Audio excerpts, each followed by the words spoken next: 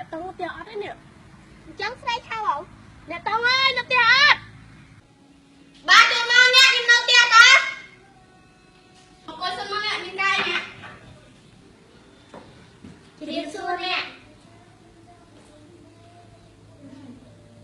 ជម្រាបសួរទេអ្នកសិស្សអ្នកឯងសោះហើយអ្នកឯងមកមានកាយអូខ្ញុំអ្នកយ៉ាមកសួររឿងតកាគេស្អែកជាអីទៅសុំទៅដែរ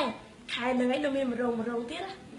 ខ្ញុំជីឡាទៅតាអញ្ចឹងខ្ញុំទៅជុំគ្នាណាអរគុណណាស់អ្នកអូយស្ទះខ្ញុំទៅអីទេសិស្សគ្នាឯងសោះហ្នឹងអូបើនិយាយពីរឿងស្ពះវិញណាកូនខ្ញុំគ្រប់ចាស់ទុំ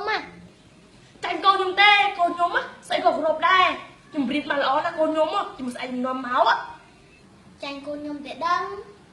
ចាញ់កូនខ្ញុំបានស្អែកសម្រាប់ខាងជុំគ្នានេះហើយចេញទៅ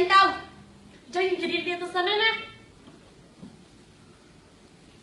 ហើយអ្វីលោកខ្ញុំកាន់មកខកគេទឹកអាយកានធ្វើឪពុកនេះចេកមានតាប្រដៃ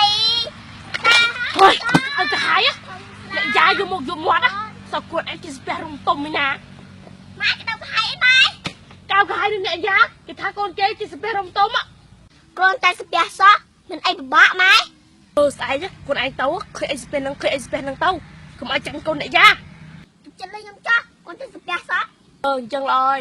តែម៉ែបាក់ចិត្តមួយទៀតនេះស្អែកមិនដឹងធ្វើខ្លួនល្មិចឲ្យលុះអ្នកយ៉ាមើលខ្លួនឯងជឿរនឹកមើលយកផ្លែកឲ្យគេមើលហ្មងចង់បានអាផ្លែកប៉ុណ្ណាអាផ្លែកខ្លាំងដើរទៅណាក៏គេមើលខ្លួនឯងធ្វើមិនធ្វើទៅឲ្យតែអ្នកតង់ចាប់អារម្មណ៍ម៉ែ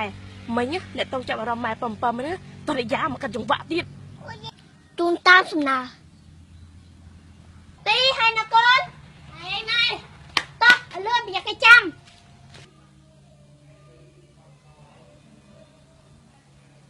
ហើយណាផ្លែអត់កូនចង់ផ្លែបណ្ណាទៀតផ្លែខ្លាំងណាអញ្ចឹងតាមទៀត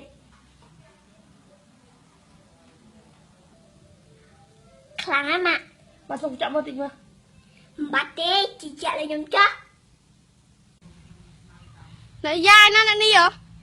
អូប្រហែលជាមកតាមក្រោយដឹងអ្នកអាចជម្រាបសួរបាត់ថ្នាក់អត់អ្នកឯងណាគេ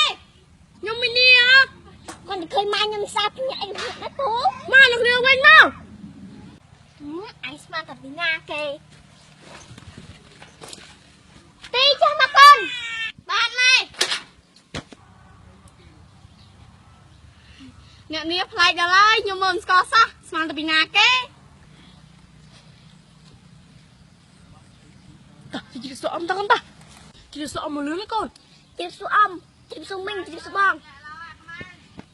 កូនអ្នកឯងទៅណាចាំទៅមើលដឹងហ៎ជិះសុំមកមកតែមានក្រឹកណាអូខេជិះសុំឆ្កែជិះសុំឆ្មាឆ្កែឆ្មានេះអរឹកស្អី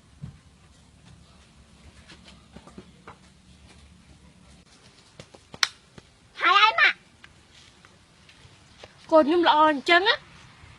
អ្នកអើយខ្មែរយើងគេមានរបៀបស្ពះត្រឹមត្រូវមិនមែនចេះដើរស្ពះទៅពីស្ពះចឹងទេ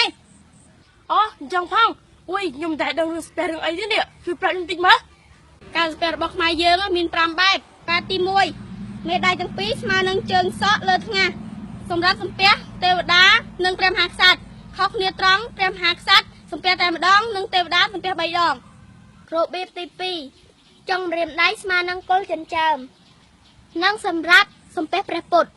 របៀបទី3ចុងម្រាមដៃស្មើនឹងចុងច្រមុះសម្រាប់សំពះមេដាបៃតានិងគ្រូបាធ្យាយរបៀបទី4ចុងម្រាមដៃស្មើនឹងបបោមាត់សម្រាប់សំពះអ្នកមានឋានៈខ្ពស់ជាងខ្លួនរបៀបទី5ដាក់ដៃស្មើនឹងដើមទ្រូងសម្រាប់សំពះអ្នកមានឋានៈស្មើគ្នានិងអ្នកធំសំពះទៅរកអ្នកតូចអូយខ្ញុំតែដឹងសោះជប់នេះជួយព្រៀងខ្ញុំផងមកដល់មកស៊ីកាយ